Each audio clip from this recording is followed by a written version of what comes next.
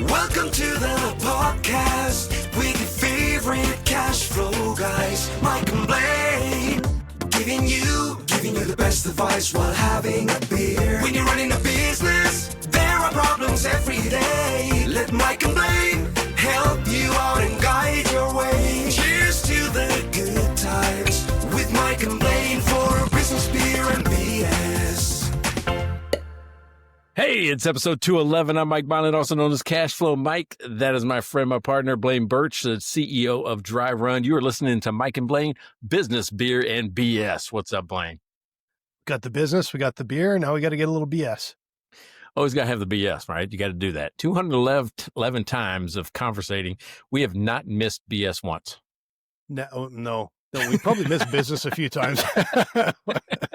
Haven't missed beer, I don't think either. Yeah, but we did. We had the whiskey episodes. We did it. We had the whiskey up. Yeah, but I think both whiskey episode ended up in beer by the end too. So. I just know the first time we did whiskey, I got in trouble.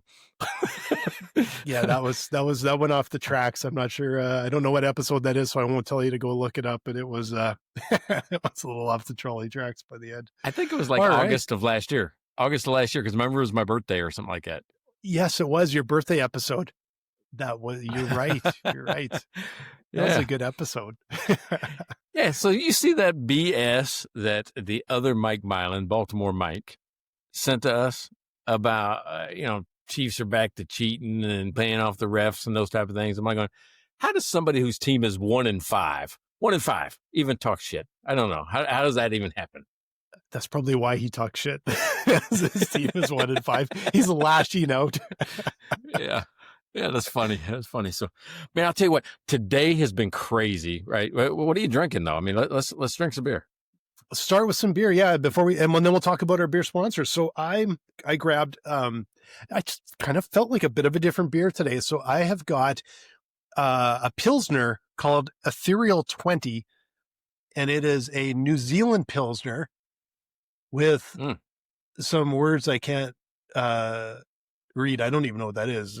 Some other here. I'll put it up on there. I don't know what those words are at the very bottom.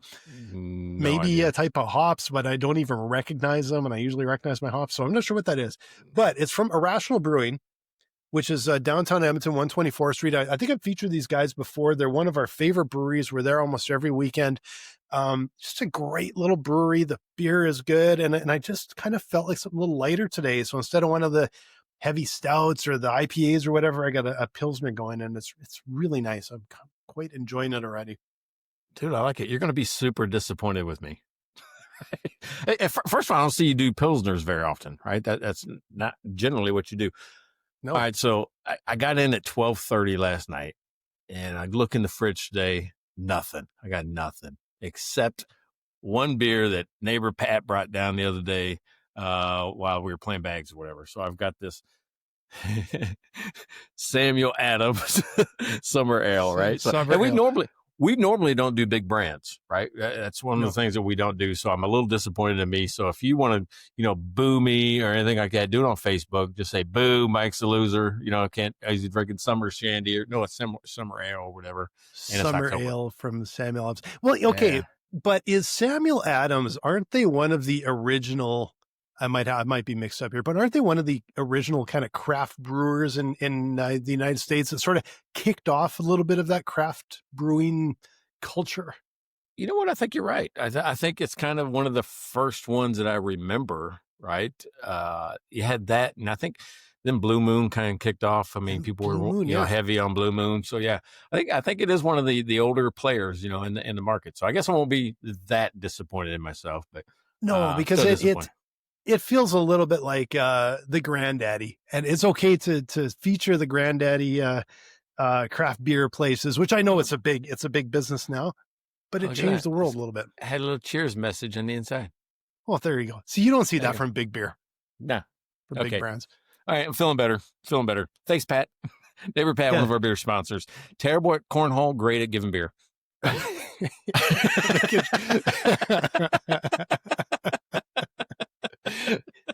Thanks again, Pat. Thank you. All right, so turn I'll turn on chat and see if he's going to have any comments about that or not yet. So there you go.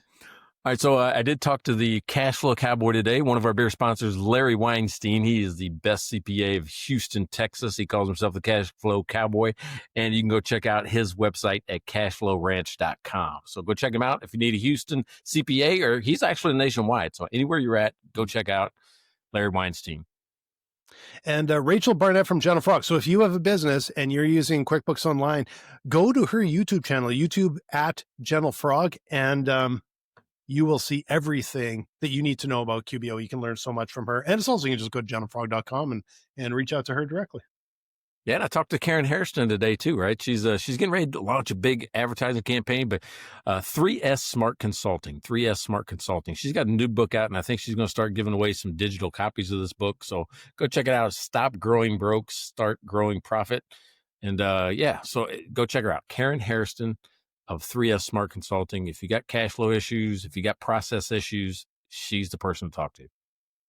And last but not least, Devin, biggest LSU fan on the planet, who was featured on Netflix, at least in one show. So he is our superstar celebrity, Devin. Thanks again, Devin. Really appreciate the support. There you go. Oh, and I forgot about that because Karen is an Amazon bestseller. So this book she's giving away is a bestseller. Go check it out. Oh, yeah. Awesome. And so just a quick note, if you guys want to be a beer sponsor, it is the best value in the world. We don't even know what inflation is in this area. Go to mikeandblaine.com. You can buy us a beer for $5. We will mention you. You can buy us beer for the rest of the year, which a lot of our sponsors have done. And we will mention you every episode, and also can ask you to like, subscribe, and follow. It really helps the show. There you go. Tell a friend. Tell a friend. Tell 3 friends. Tell a friend. Yeah, there you go. Hey, so friends, I like that. Something interesting happened, right? I've been just swamped today, just massive thing after thing after thing after thing. 5 minutes before we're supposed to go live, Blaine goes, "Hey, are we doing something today?" Because he hadn't seen. I'm pretty sure he saw that I hadn't picked a topic, right? He goes, "Oh, yes. What's going on with Mike?" So I'm like, "Dude, can you help me out? Can you cover me?" So this is new, right? This is new. So I don't know what the topic is.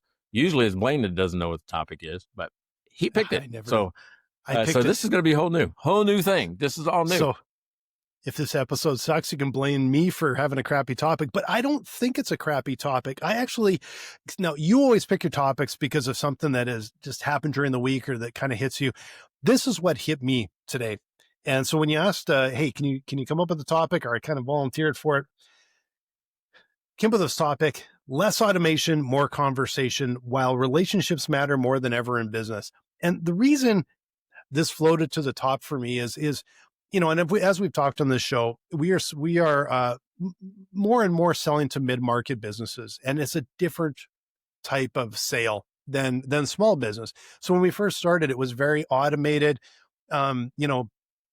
People would come in and they would sort of self-serve and all of that. Well, it's all changed, and it's actually gone back to my roots. And when I had a creative agency for over a decade, that business was built on relationships. And what I found is that's becoming incredibly important. So now it's relationships as I'm networking with people, as I'm talking with people, having multiple meetings with people, and also just working with all sorts of other people now, contractors and everybody else. And suddenly business is right back into relationships, people to people. That's people want to work with people. They want to buy from people. And so much of business relies on that. And so, what's your experience in that? Dude, you were just hitting my wheelhouse. Most of my businesses were built people to people, right? So, and one of the things I like to tell people is that people buy people, not products, right? That's just one of the little sayings I say. And it started with the hotel staffing business, where I had like 70% of my business just from referrals, people just talking to people about it. And me, people would ask me, "Why do you got season tickets to the Blues, to the Chiefs, to the Cardinals?" I'm like, "Oh, not because it was actually a full-time job to give away tickets, right? Because I couldn't go to every game. But it's one of those things where it's just the person. It gave me a touch point. It gave me a reason to go talk to them. Say, "Hey, I got some games for the weekend. you want to go? You got people you can send it to, maybe some of your employees. And it was just that one little touch, right? Because people, Mhm. they knew that I was going to be around, and I'd bring them something where I just stopped in. And I try to tell bankers that the same way. So I love this topic. I love what you're doing with it. Yeah, it going like, okay, when I had my last business, you weren't really selling online at that time. It was new. If we ever got leads off the internet, they were never good ones. They were, hey, can you do a logo for $500? No, we cannot. Who are you? Go away. Um, everybody that became a client of ours, we met in person first. We built relationships up. We had a website as more of a place where they could go and find us, and they could reach out to us. They could find our phone number. They could look at a portfolio if they're talking with maybe members of their team about us. But that sales cycle was always driven through relationships. And I remember my business partner at the time and I, we would always say we made more money in the bar than anywhere on the planet. And I know a lot of people, it was all golf course back then. We didn't really golf that much, but we just always talked about the importance of going and meeting with people. Well, it's interesting you say golf course stuff like that. I don't know if you noticed my hat today, but I'm working with this company called Utah Steel, right? And this is their logo, and it Oh, says thanks. Utah Steel beside it. Oh, wait a second, like that, right? They have a Oh yeah. really strong brand. I mean, Mhm. it's powerful. And one of the things they did is they became a founding sponsor of this, what's it called? Desert Ridge or Black Desert Ridge or something like that. Black Desert, whatever. It's a PGA golf tournament, right? Mm. And it's a resort up in Utah. And they get, because they're a founding sponsor, they get, access to the course. Of course, they get tickets to the tournament and those type of things. Mhm. And that business that they're in, structural, they do two different things, right? One is structural steel, right? Like, I don't know, think even tiny homes, right? With the frames and all that, Mm. just, Okay. I'm talking about structural steel, and they make like steel railings for like apartment buildings and complexes and stuff like that. And then they've got this precision side, which can really make about anything. They got these laser cutters and bending equipment. You name it, Mhm. they got it, right? So anything steel, they can kind of, work with. Now they're buying steel. They're not making steel. They're actually building stuff with steel for others, Gotcha. for construction companies mainly.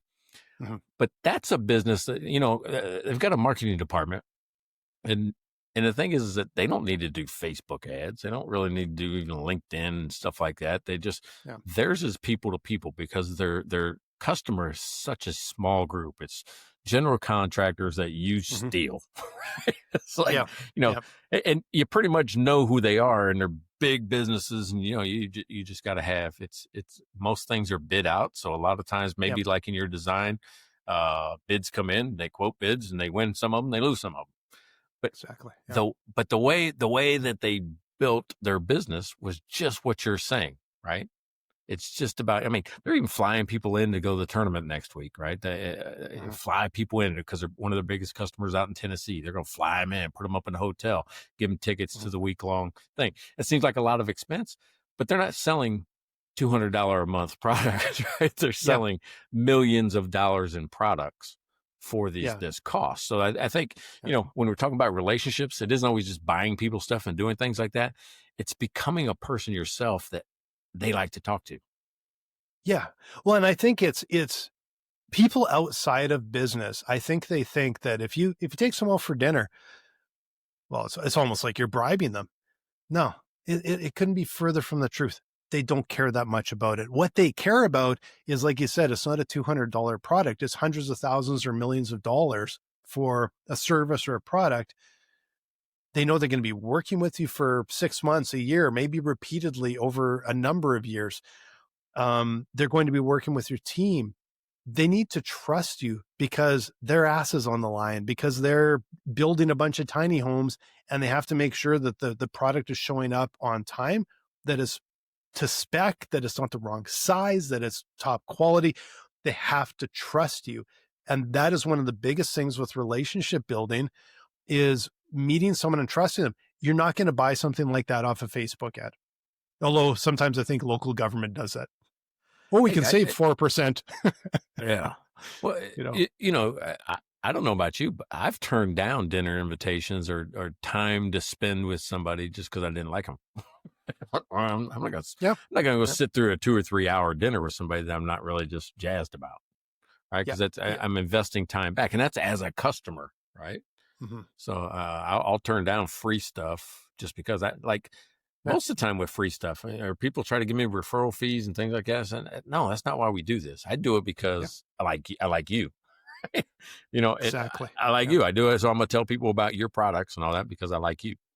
Yeah, and that's one of the most exciting things when you get clients or customers, and you feel like, man, I would just love to go out for a beer with them. Maybe they're in another city, another country, but it's like, I like these people. And more often than not, I really do, because I love hearing about their business. I love hearing about their challenges. And then as you're talking with them, you get to know them, you start to get little nuggets behind the scenes, right? That's one of the real issues, I think, with Zoom and Zoom meetings, because there's this really tight timeline, very little time for kind of small talk. This may be a little bit, but when you get to meet somebody and you're going out for dinner with them, it flips. You get to learn about them and their family, their friends, their hobbies, their travel, their all of these Mm-hmm. things. Get to know them as a person, and then yeah, there's some business sort of mixed in there, but that's what builds the trust and the faith and the relationship in somebody that you're working with. And even a Yeah. client, you want to trust that they're going to be good to work with. They're going to be good for your team, and they're going to pay you on time. And like, I've said before, there's been a couple of times where not in this business, but in my last business, where we had to fire clients. And, um, that was, frankly, by the time, I wasn't uncomfortable, Mm. because if they were mistreating my team and they weren't, it was easy. It was easy, if they're mistreating us, mistreating my team, to be able to go and tell them, we don't want your business.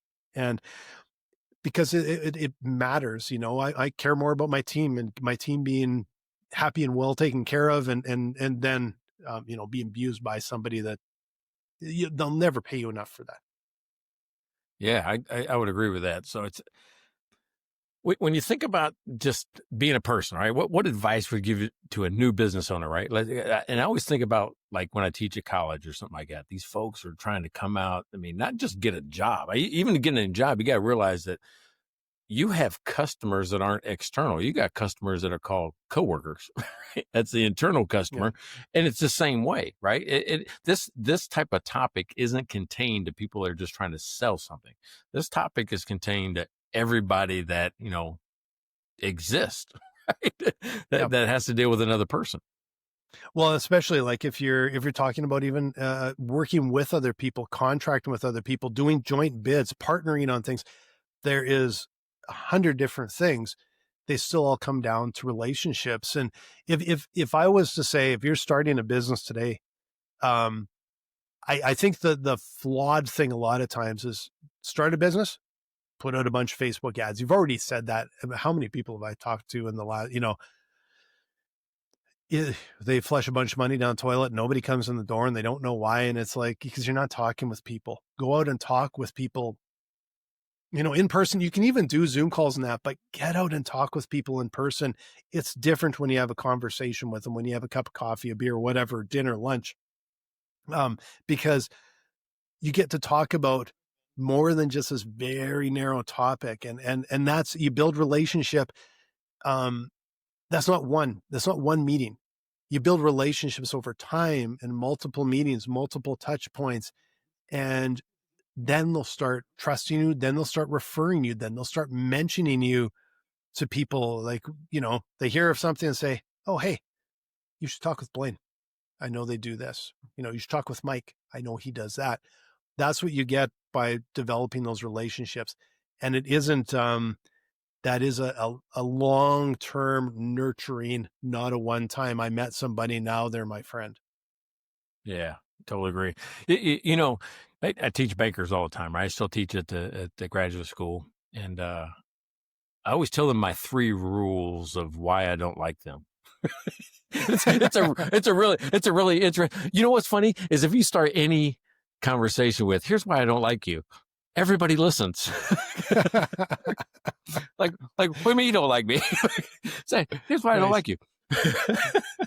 Uh, and of course, I'm trying to do it in a good natured way. But, the three rules for me are, one is that there's what I call lotto. And I think I've told you these before, but lotto is loan officer turnover, which means every time I go into the bank, there's a new person I got to deal with. So I got to tell the whole story. I got to go, wait a second. We just dealt with this 2 years ago. We just, can't you just pull it up? You should have it in the file somewhere. Yeah, exactly. I'm telling the same story over and over and over again. And then the guy that left went to a new bank and he's harassing me to change banks. And dude, I've got to tell you, I'm not changing banks.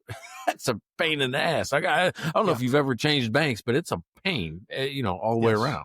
I have. So, now, would I? If I got frustrated, of course I would. But, I don't want to, right? I'm not going to do it just because you left. So that's kind of the opposite of the relationship thing, unless we had a better relationship. So first thing is kind of a relationship deal. The second thing is that they never stop by. That was a big one for me. Like you just never, even when I had bars, you can't just pop in and, have dinner at our place or, have a beer if you go to happy hour somewhere. You're too busy that you can't stop into one of your clients. You can stop in, though, when you want to sell me something, when you need new credit card processing or fleet leasing or, whatever the heck they're pushing that month. But they never just stop by to be a customer, right? Or not even be a customer, be a friend. So when I'm teaching at the banking schools, I tell them all the time, I'm like, you need to do what I call a portfolio pop-in. So they got a portfolio of companies they work with. I'm like going, dude, pick 2 a week, just 2 a week. Hey, I'm going to stop into the coffee place that, does their banking with me. I'm going to stop in, I'm going to drop off this shirt at their, whatever at the dry cleaner. I'm going to stop in and have a beer at, Mike's place. Stop in and do not sell something. That's the thing. If every time that's why insurance people got such a bad rap. Is that every time you talk to them, they're trying to sell you something. Everybody knows I need insurance. All you got to do is just, if people know you're the insurance guy, they're going to call you, right? But insurance is a timing play. Like, oh, I need it. I should get it. I should shop it. I should do that. Oh, I know Tom. He's in insurance. I'm going to call Tom. You just have to let people know that's what you do. You don't sell them during the conversation. You just be you. Right? Just be you. So anyway, and the third one was they're dumb, right? They don't understand my business. Don't understand my business. DUMB. Yeah. So Now, I can illustrate something that hits the nail on the head for that, because in my creative agency days, and I've told the story I think before, but we went to the bank and I still can't believe this happened, but we walked in and we had been on a pretty good run and we were growing fast and everything. And we were growing our team and bigger office and everything. And so we went in and sat down and I talked with the banker who, again, first time I met her, that somebody knew again. And I said, well, we just wanted to go over our banking, and what we were looking for was, do we have the right size of line of credit for the size of our business? Because we've been growing really fast. And that was it. That was the whole conversation. I think we'd like to extend that because our business is growing. We want a little more room just if we need it. And a few days later,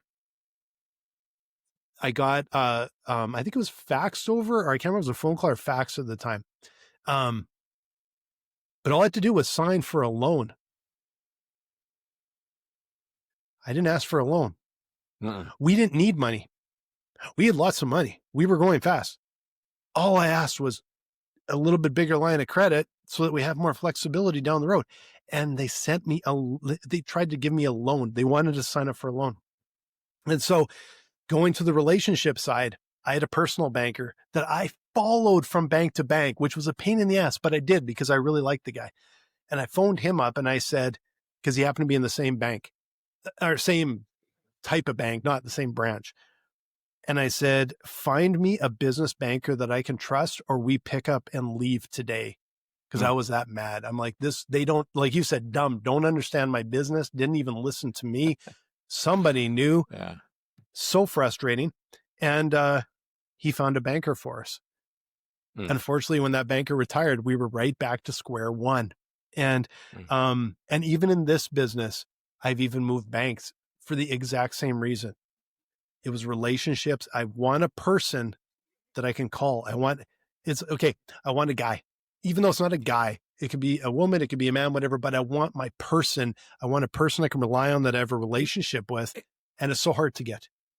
I want that for everything in my life. I want a fence guy. I want a, I want a carpenter guy. I want a, lawn guy. I want that for everything. I want that relationship because it's just easier, right? It's just it's an easier conversation. You already like the way they price. You already like the service they give. If you have a little extra that you want to do, they're willing to accommodate a little bit more because the relationship's there. Even if it's just a little outside the scope, like, the guy that built this, I got a wall in the bedroom. And I'm like, hey, can you fix this part? It's an accent wall. Kind of a seam popped on it. Mm-hmm. The guy just will jump right on it, right, and just do it just because of a relationship. And he spent a lot of time in the house. So, we got to know each other. Yeah, it's like right after we're done our episode today, I got to run over to the cell phone store. I got to pick up our new phones and get our new plan. I don't want a cell phone guy. Right? I don't want a cell phone guy. I do have a cell phone guy. I do have a cell phone guy. I don't even want one. Cell phone guys to me are like car salesmen. I don't want a car salesman guy either. That's why my guy is now my cell phone guy, because I went to 5 different places because my plan was literally 5 different places. And I'm just annoyed. And then I got to the 5th one and a normal person. And he was sort of willing to, he's like, okay, let me and he's trying to figure out how we can hey, could you do this? I think we could get you a deal on that. Bending over backwards for me. And I just like the guy. And so I had to phone in because I had to get a little change on the plan. When I phoned in, he said, just phone in and ask him to make this change. I phone in and the guy on the other end not only did not make the change, and he said he couldn't, then he tried to sell me. He tried to take the sale away from this guy, and he tried to upsell me on something I don't need because he did not care. He just was trying to sell me garbage, which makes me like my cell phone guy even more. So I told the guy to get lost, went to my cell phone guy and said, first of all, this guy tried to snake the deal from you. And I kind of told him to get lost. I think he appreciated that. But then he said, yeah, he can't do what I can do for you. And he couldn't. He made a phone call and he could get the change made that needed to be done. He takes care of everything. That guy will do well because it's relationship building with everybody that walks in his store. And you know what? It's a franchise. That's the thing. This is a business owner. This is not a call center. It's a business owner. It's not the kid in the mall at the kiosk. Totally different. And so at least for now, I don't know, will he be there next time I need a cell phone a couple years down the road? I hope so, because now I got a cell phone guy. Yeah, I got it. Well, here's my thing about cell phones and cars. One of my favorite things in the world to do is waste time. You know where I'm going with this? But I do not like my time wasted. And I feel like going into these places, it's a time suck. If she goes, oh, we need to go to the cell phone store, I'm like, damn, what can I do not to go to the cell phone store? Oh, yeah. What can I do not to go buy a car? Yeah. I'm willing to do stuff not to do those things. Yep. Yeah. It's okay. Little story about this was kind of funny. So my first BMW I bought was in, I don't know, about 2000 or something. And got a salesman there. This salesman was slick and he'd been around forever. And he was a pretty good guy and bought a car from him, and then had different cars in between. And then just, about 2019, I think I went back and said, no, I just did not, I want another Beamer. Right. So I went in and the guy's still there, but dude, this is almost 20 years. And the guy's now probably in his 70s, and he was busy because he's been there for so long. Of course, he's hard to corner because everybody wants him. And I don't have time. I'm like you.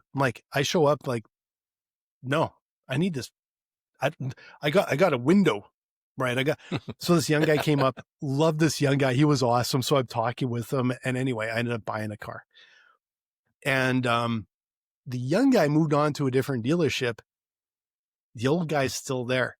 And I tell you, every time I go in to get my oil changed or anything, he gives me the stink eye. He walks up and you can tell he's mad because I bought from somebody else and I was his client from 20 some years ago. And I get such a kick out of it. I'm like, dude, you're still working? I'm like, I can't believe this guy's still working. Everyone in the entire dealership is young and energetic. And then they got this one guy, dude, that guy's got to be like late 70s, but he just turns over cars like you wouldn't believe.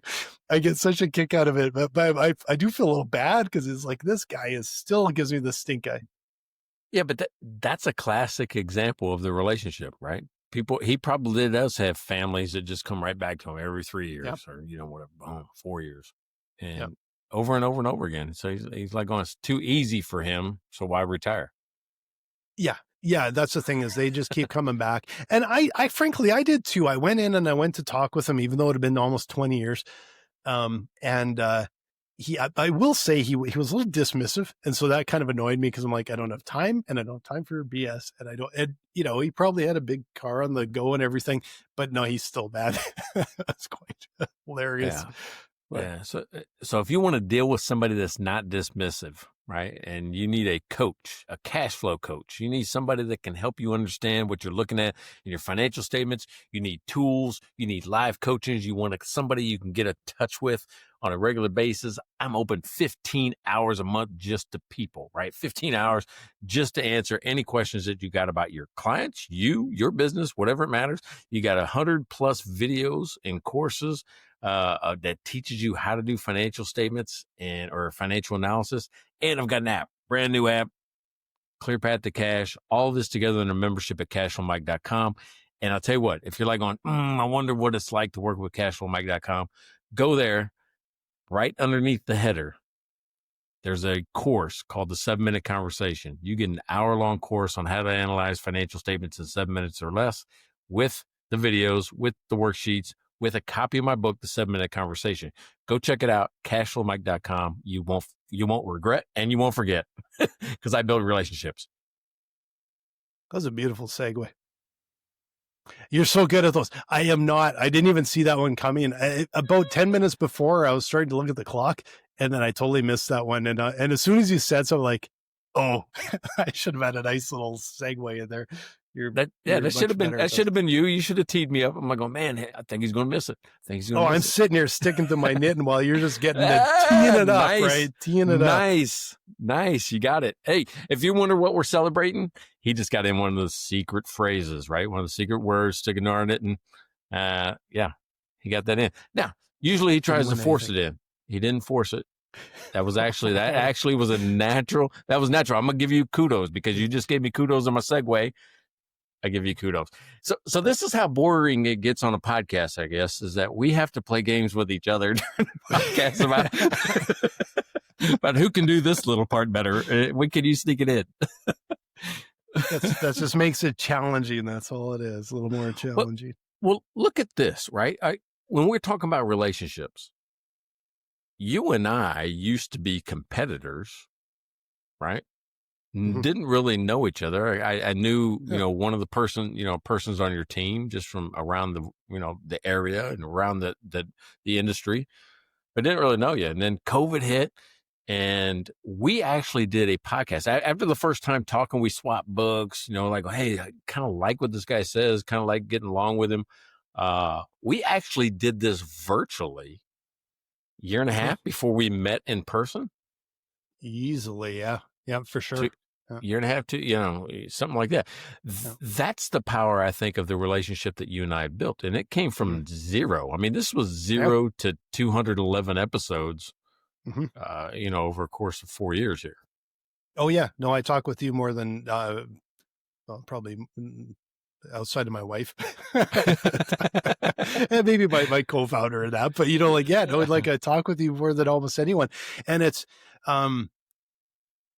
that's the power of a relationship. And it's not people that say it's who you know. No, it's who you have a relationship with. Knowing someone doesn't do anything. Mhm. Knowing someone is just, I know lots of people. I know everyone in the neighborhood here. It's relationship. It's developing a relationship, having that trust and that bond and the ability to go out and have lunch, dinner, beer, coffee, just and be able to strike up a conversation and really enjoy the time with the person. That's what's important. That's what starts to build those relationships and that trust. Yeah, but I think this was a perfect example. I mean, but it wasn't that you were trying to sell me something or vice versa, but this started No. off as a professional relationship that grew into a friendship, I think, right? Yeah. So, and that's what we're talking about. We're talking about looking at your customers, your clients, as more than just an invoice, as more than just a Mhm. service. It's looking at them as at who they are, their husbands, their wives, or they're just people, right? They do things, they have interest outside of just whatever your business Yeah. relationship is. So that's what we're asking, or I'm asking people to do is don't let automation, don't let AI. I know people are, letting AI write emails and stuff like that. I even do it, but I do it Yeah. where, I just wanted to clean it up because I'm kind of a hillbilly. Because, like, I don't know what's happened to me, Blaine, but I misspell almost everything now. I cannot Mm. get through an email anymore. I don't know what's happened. I used to be able to type. I used to be able to text. I'm going, damn, how come what happened? How come I can't do anything? I need a spell check because I cannot type. Like, oh, I can type, but I type fast and I'm not very careful. And about a quarter of it'll come up as gibberish, and you hope that it actually can pick up what I'm laying Well, down there and figure it out. yeah. Well, I'm hoping that, most people are kind of like us. And I think there's a loosening of he just misspelled it. You're not grilling Yeah. people over things like that anymore. And which And I'm glad for because I do it a lot. emails I do, like I read over them before I send, like depending on who it's sending to, but if it's a client email or whatever, I reread and I double check because I'm so bad at and then on our Slack channel, 90% of the sentences on our Slack channel have a typo, if not half of them typos. Yeah. But I'm like, yeah, they can figure it out. They can read. They can. They're used to it. Yeah. It's And what I don't like about the automation or autocorrect is it always comes up with a word I would never use.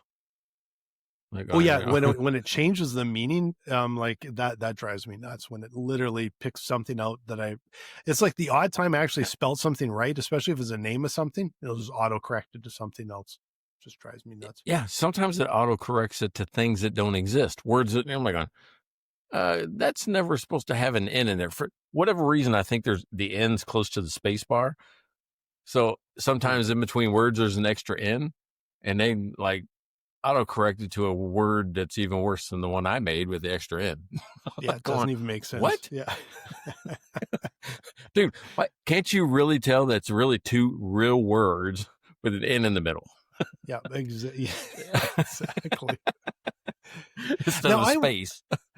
I wonder, um, and I don't know if this is connected or not, but like I said, I've always built my business on relationships, on getting to know people and everything. I'm also the type of person that frequents that I become a regular. Even when we're traveling through California, we go back to the same Uh, places. Always try a few new ones, but once we find a good one, we go back and we frequent it, and we basically become regulars. And I'm regulars in town at different places, and I- I don't walk in and I'm not like trying to talk with everybody or everything, but over time I develop relationships with the people there, and so there's breweries I can go into and they know who I am, they know my name, they know what we like to order. There's restaurants we go to, and I value that. And the interesting thing is, like, of course, I go to places more often if they have good quality product, but they also have really good people, and you have that relationship building. And it's amazing how often those two things go together. Good product, yeah. good people. That's where I'm going. That's where I'm Yeah. going. About a mile away, there's this little liquor store, Five Palms Liquor. I go in there just to see what craft beers. And I think they change out the craft beers just for me. Really, I'm like going, otherwise they would have the same stuff over time, and they don't have a lot of selection. They maybe only have 10 different things at any given time. It's a small spot. And they normally just sell liquor, whiskey, that type of stuff. But for whatever reason, they got this one, and they don't sell any like Coors Light or anything like that. So they have this one little thing just with a few craft beers in it. Yep. But the guy always asks me, he said, "Hey, is this for the podcast?" Is that, which I keep going back there because he said that. Just because he said that. Yeah. And that's the relationship. We're not friends. We really not talked. I told him about the podcast. I say, "This is what I'm looking for." Oh, I already did that one. And I think that's why every once in a while he'll bring in something new just in case I walk in. And that's a huge amount of like, there's value to that, right? And I like that. I like going to a place that's familiar, that I trust, that I know. And again, this is how business is done. I go to a place that I trust. I know they have really good food. I like a couple nights ago, okay, sort of side note. We went to go to Costco. Since we've been back in Canada, we have made, I think, probably 6 Costco trips. We actually went into the store once. That's it. Every other time we drive up, I look at the parking lot and I go, "Oh, not today." And then we go somewhere and we drink beer, eat. And so like a couple nights ago, same thing. It's like, I just got to pick up some of those, like, paper towels, like the dry goods that are just so much cheaper there.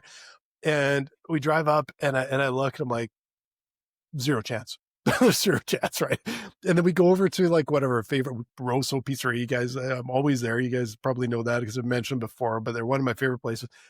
We go there and it was happy hour. And we both, my wife and I both had a great, like a nice porter from Blind Man and this amazing, just like a margarita pizza, but it was terrific. And they got all the stuff he put on top, and then olives, and they got like this olive oil that you could drink. It's so good. It's so perfect. And olives, and they warm it up, and they got spices and stuff in there. And the quality is so great. And then you walk in and the people are just like, "Hey, you're here in the evening." They see us like, "Usually we're here in the morning." And it's just, it was just like almost like one of those perfect nights. You don't get those very often just going to a big chain restaurant or something, but you go in and the people know you, and the food is so good and everything. And I'm like, man, and my wife looks at me, Heather just goes, "So much better in Costco." Like, yeah, that's true. We contemplated a hot dog, but then we never went. All right. So I've gotten really bougie because I don't like to go almost anywhere to shop anymore. I have groceries delivered. I have got beer delivered. It doesn't matter. I just deliver it. So, but I like what you're saying because I have my spots too that you always like to go back to, and I don't necessarily need to be recognized, but it is kind of cool to say, "Hey, good to see you again." Yeah. Or they'll say that, "Hey, good to see you again. Where you been? Hey, where you traveling?" I even got the same barber because of that conversation. Yep. "Hey, where are you traveling to this week? Where are you going?" Those are little questions that cost people $0. Yeah. But they remember money. And they make money. Yeah. They make money, like, "Oh, hey, what's going on in your world?" Or "What? Didn't you say last time you were here you were doing X? How'd that go?" Yeah. If you remember just a small, you don't even got to remember the whole story. You don't got to remember all the details. You just remember they did something and it was kind of hey, you were going somewhere, right? Yep. It could be that. And people connect. They're like, "Oh my God, he listened to what we were talking about. He made an investment of time and he freed up some brain space, some gray matter for my little piece of information." We're right in his brain. Yeah. It makes a difference. We get those just like, "Hey, did you guys bike here today?" That's like, "Yeah, how did you know we bike here?" Just that it makes a difference. And I actually think I will say, oftentimes Americans are better than Canadians. I find Americans just friendly and dive into that, and Canadians are a little bit not that they don't care.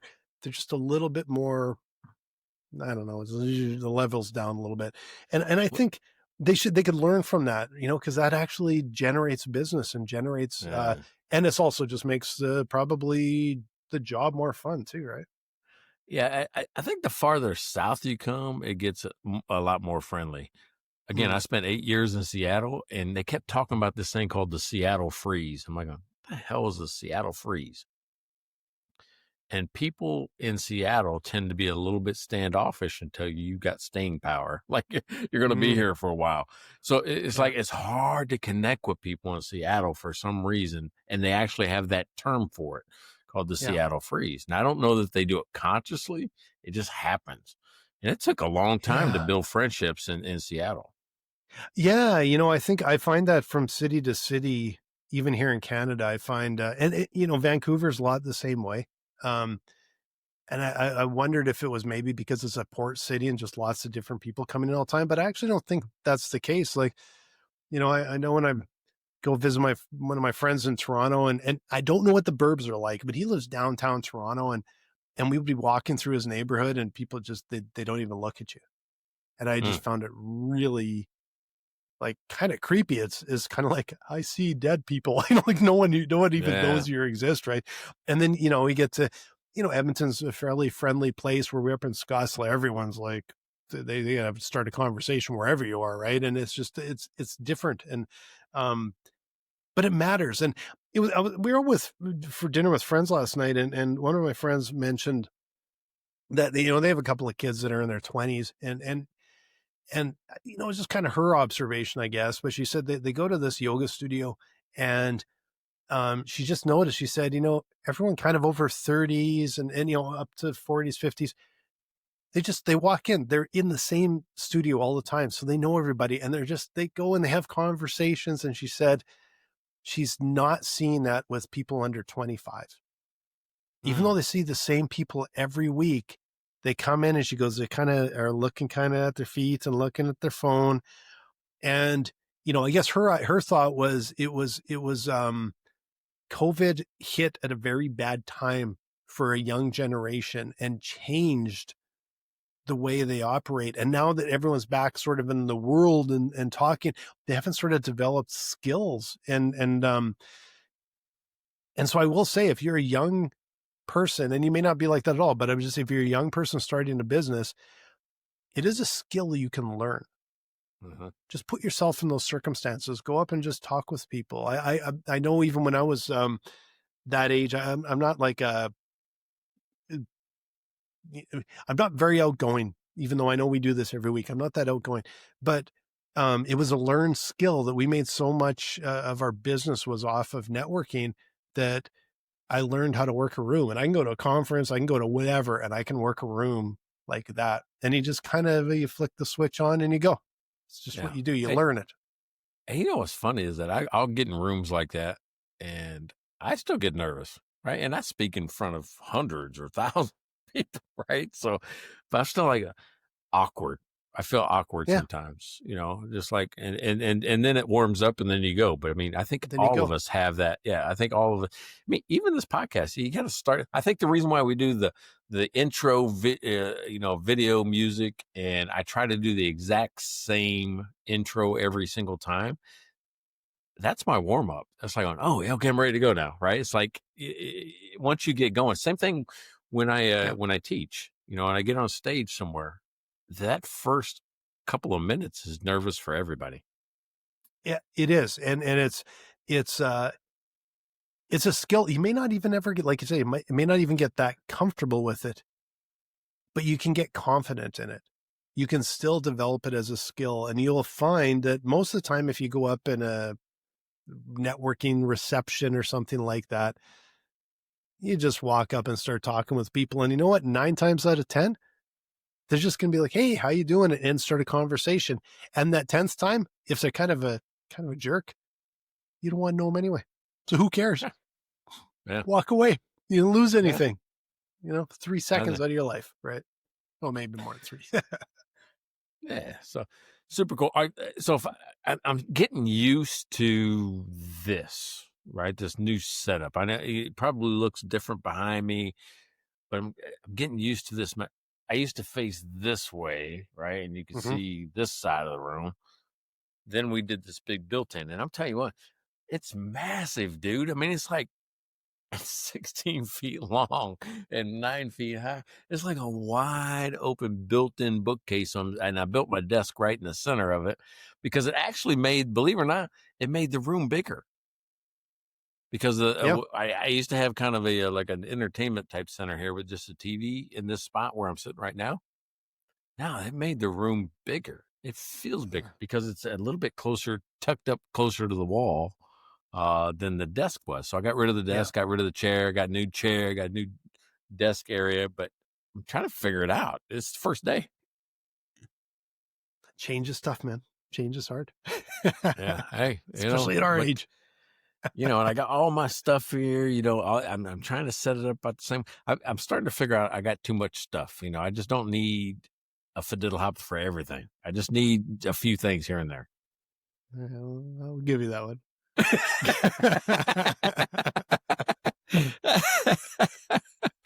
You give me that one? I'll give you that one. Yeah, I'll give you that one. That's you were looking for a spot. I could tell you were looking for a spot. Again, if you're like going, what the hell just happened? Yeah, fiddle hopper is the other word. We got sticking to your knitting and fiddle hopper. So if you're listening at any point in time, any of our episodes, watch who gets it in. Right? We keep score. We give each other a bonus at the end of the year. Okay, we don't do that. Yeah, a bonus of $0 and $0. Yeah. This might be the first year we make money. Yeah, we might be able to get together and split a beer with because we're going good. It's going pretty good. Yeah. So, all right. So here's what I'm thinking. All right. So I can't build here's where I want to tie this up because we spent a lot of time on relationship, not a lot of time on automation. Yeah. I cannot build a relationship with ChatGPT or AI. I don't know what it is. I don't think I like them. But I don't think I like them very much. And you know why? Because it lies to me all the time with authority. It's like going, look, I can't do that with 14 things. I'm like going, there's only 10 things. How'd you get 14? Like, can you not count either? Like, going, oh, there's a hat on that person. No, there's no hat on that person. It's just weird stuff like that. It just lies with authority when you can obviously see it's not true. So I cannot build a relationship with somebody I can't trust. No, and that's yeah. It's a tool that I think people are starting to get acclimatized to it, whereas it's just a tool, and it can be really helpful and really useful. Definitely not infallible. Just how it is, right? Yeah. It's a hammer, and it's a pretty good one. It can be a time saver and a time suck at the same time. Definitely can be. Yeah. Yeah. Very cool. So, hey, this is episode 211. 211. We've done this 211 times. We are closing in on the end of season 5. We're in the last quarter of season 5, which is a big deal, right? 5 seasons. I don't know how many podcasts make it to 5 seasons, but we have. And I'm looking forward to it. I mean, Joe Rogan's probably closer to 3,000 episodes. So we're a long way off in a lot of metrics compared to him. But think about that. Like let's say Joe Rogan was 3,000 episodes, right? Yeah. We're over 200. We're not quite 10%, but we're not like 0.5% of someone that does it daily as their main job. So, 200 episodes is that's a feat. That's a really big feat. I think, and it hasn't been hard. I think most people, I think most people give up before 50. Yeah, absolutely. I could see that. And it hasn't been hard. It's my favorite time of the week. So we'll be back next week with 212. Please like, follow, subscribe. And if you want to be a beer sponsor, we will mention you again. $5. It is the best price beer sponsorship. It's evergreen. It'll be on the internet forever, or as long as they leave our stuff up. And you can even buy it to the end of the year. You could buy all of 2026. That's what we are hoping for in January, that people will come in and go, give me all 26. And I think we will. We'll get some. So make sure you do that. There you go. And hey, it's mikeandblaine.com. That's the website. Don't expect a masterful website, but it's functional. It does all the things that he's talking about, which is you can buy us beer, you can buy merch, you can connect to the podcast, and you can send us a message. Doesn't matter. Yep. Anything you want to do, you can do right on that website. So absolutely. And if you go there and it's not there, let us know. Because I don't know how often you check the site. We probably aren't there very often.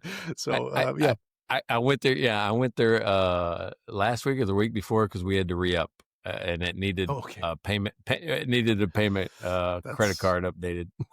That's yelled at me and says, "Your old credit card's expired. You can't do it."